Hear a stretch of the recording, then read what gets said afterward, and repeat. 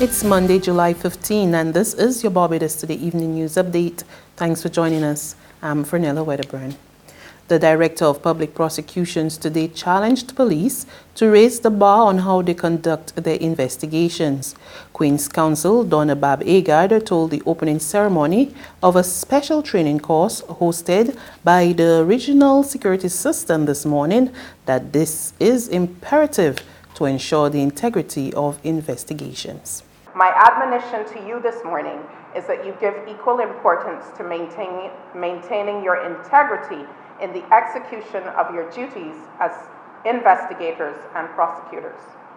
How you conduct yourself oftentimes has long-lasting consequences which may adversely affect the outcome of the cases brought to court. Your abilities will serve little purpose, and I notice you have a long list of all the areas you will touch, but your abilities will serve little purpose if your integrity is compromised. In the following circumstances where, for example, a police file mysteriously goes missing, where you fail to disclose evidence to the defense which may assist in exculpating an accused or a suspect, where you deliberately delete important digital forensic evidence, where you, using your authority, intimidate witnesses to prevent them from giving evidence, where you allow people to unduly influence your decision making, which you know is based on the evidence or the lack thereof. In other words, you must avoid any action which amounts to perverting the course of justice. Major infrastructural work got underway today that is expected to put a stop to persistent flooding in Holetown and Trent, St. James during heavy rains. The Water Resources Management and Flood Resilience Project was launched this morning at Sunset Crest Mall. Project manager in the Project Management Coordination Unit, Ricardo Marshall, told journalists while flooding will not be totally eliminated, residents and businesses should expect substantial improvements. Well, you can't eliminate flooding, as it were. Flooding is a phenomenon that once the watercourse cannot take the volume of water, then you will get overflow, and then that is the flood condition. What we're trying to do is to reduce the incidence of flooding and to reduce the damage that flooding causes and reduce the length of time that the floodwaters would impact on areas. And so we're trying to ensure that smaller events don't result in flooding as happens now. Environment Minister Trevor Prescott outlined some of the key components of the $7.1 million project. We'll deliver installation and the upgrading of the necessary flood alleviation infrastructures, including but not limited to the improvement of various drainage culverts as well as clock dams at 5 strategically determined water courses between this current location and Porter's area above Trent. Fresh assurances from Health Minister Lieutenant Colonel Jeffrey Bostic that some 183 nurses who have been acting in their positions will soon be appointed. He made the disclosure as he addressed the start of Pharmacy Week. There were concerns relating to late payments for some people, yes, and also the fact that a large number of persons have been working some for 6, 7, 8, 10 years and they're not appointed. But I had to indicate to them that the Prime Minister had already given approval for those nurses who've done 3 years service or more and who are in good standing to be appointed, and that process is in train at the moment, so that most, if not all of those nurses, 183 I think they are, will be appointed shortly. Chief Fire Officer Errol Maynard is urging Barbadians and institutions to ensure that wells and other structures are well secured. In an interview with Barbados Today, Maynard noted that in light of recent incidents, the most recent in which teenager Kyrique Boyce died, that all wells must be checked.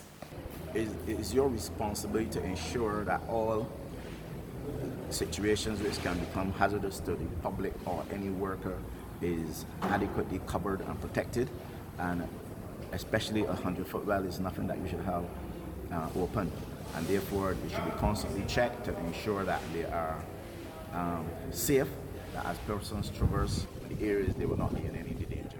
So it definitely will appeal to the public and other institutions to cover their wells and make sure that they inspect them regularly to ensure that the covers are safe.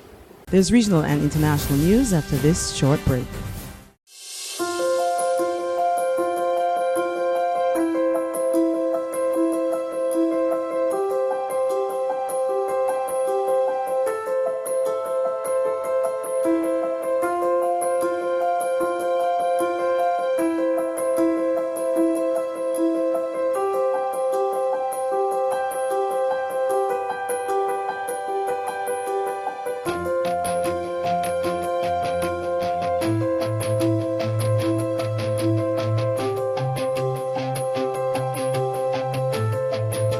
Barbados Today, news you can trust. To regional developments in Jamaica, there's a call for the law to be amended to bar politicians from running in future elections if they breach requirements under the country's integrity laws. It's coming from the Executive Director of the National Integrity Action, Professor Trevor Monroe. We get more in this report from Television Jamaica. The latest Integrity Commission report is out, tabled in the Senate on a Friday. It shows despite public outcry over the last report, some politicians are still not compliant. The report says most filed on time, but there were still shortcomings as pointed out by the Executive Director of Integrity Action, Professor Trevor Monroe. Majority of those whose reports have been so examined, I think 28, still have further particulars to be supplied. Beyond that as well, Earl, over the years, MPs who have been in breach of the law, remember that these are the lawmakers, have been given a tap on the wrist. He points to various news articles over the years which supports his argument, like this November 2011 Gleaner article showing MPs were fined but only paying $10,000, and this June 2009 article showing integrity charges dropped against 3 PNP MPs, saying the unacceptable delinquency among PNP and JLP MPs and the inadequate fines don't serve as a deterrent. And further afield, Democrats in the U.S. Congress today move to formally condemn President Donald Trump's attacks on 4 minority congresswomen, while Trump doubled down, saying those who are unhappy with the United States should leave. It is absolutely racist and un-American. Democratic lawmakers and presidential candidates furiously condemned a tweet by Donald Trump targeting progressive legislators, calling it outright racist and xenophobic. The president told the Democratic congresswoman, "Go back and help fix the totally broken and crime-infested places from which they came." He didn't name names, but appeared to be referring to first-time representatives Alexandria Ocasio-Cortez, Rashida Tlaib, Ayanna Pressley, and Ilhan Omar. Pressley was born in Chicago. Tlaib was born in Detroit. Ocasio-Cortez was born in New York, just like Trump.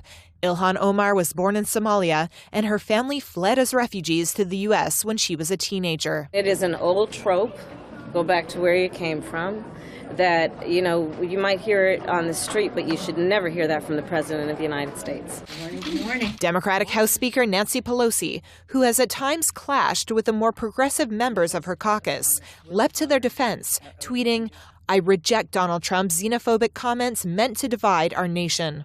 And that's news, but for the very latest, visit our website at www.barbadostoday.bb. You can also subscribe to our e-paper, email updates, or like us on Facebook, and sign up for our breaking news alerts via WhatsApp. We're also on Izumi Media and bus terminals, as well as screenplay at supermarkets and gas stations near you.